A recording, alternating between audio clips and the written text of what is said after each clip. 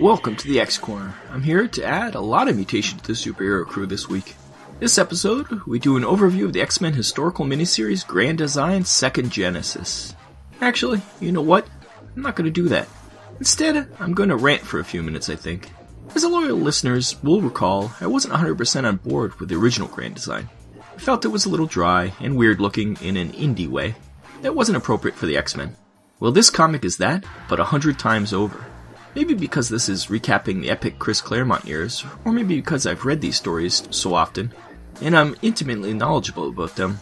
But either way, this second series, and I can assume all further versions, utterly bore me. I believe the idea of this series was for a comprehensive retelling of the X-Men history, so that people could go back and learn everything they needed to know about the X-Men in a few pages.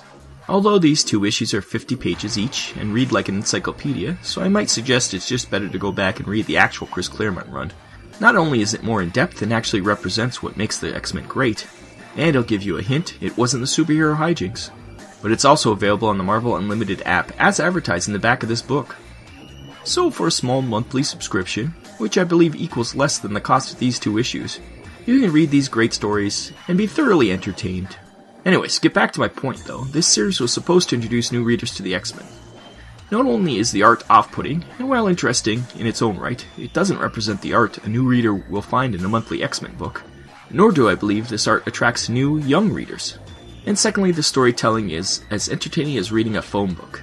It is the worst of narrative, as one event is told followed by another with no emotional resonance or plot structure. This happened, then this happened, then this happened, etc., etc. And it glosses over so much that even I, who had just read all these stories, had a hard time following what was going on. So it fails twice.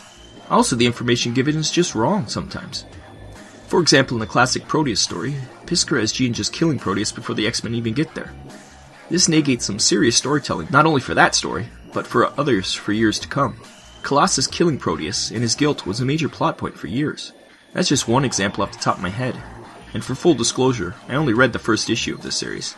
I started to read the second and just couldn't bring myself to do it. Having the Dark Phoenix epic culled down to a few crib notes already, I couldn't face the same to happen to the Days of Future Past story. I'm not taking anything away from what Ed Piskor attempted here. It was an impossible task, and some would say a fool's errand. The real classic stories here are collected and easy enough to get. I actually enjoyed Ed's back matter more, where he described where each scene came from, than the actual retelling. If you want the X-Men Crib Nights, go to Wikipedia and type X-Men Comics. You'll get the important stuff there.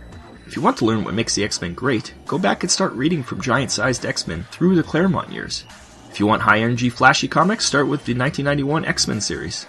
If you want more intellectual X-Men stories, hit the Grant Morrison New X-Men run. Now, wasn't that much easier? Ed, I could have saved you a lot of drawing there.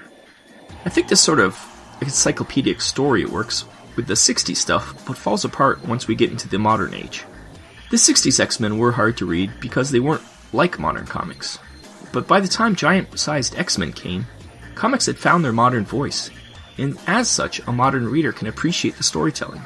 There's no need to do a history of modern-style comics. Piskor should go back and do this for the early Spider-Man or Avengers comics, and just leave the X-Men alone. Although seeing this done to Grant Morrison's X-Men run, and his reaction, might be worth it. Of course, this is all just my opinion. All the indie-loving hipsters will gush all over this book. They'll say what an achievement it is, and not look at the fact that it's just like a book report from a 10-year-old nerd retelling the story of a great writer. No, sir, I do not like this, and it will be the last you'll hear about this series from me. So I'm sure we'll find some other great comics next time, but I would say skip Grand Design in general. Read Wikipedia, go back, get the Marvel Universe app, and read the classics. Thank you, and good night.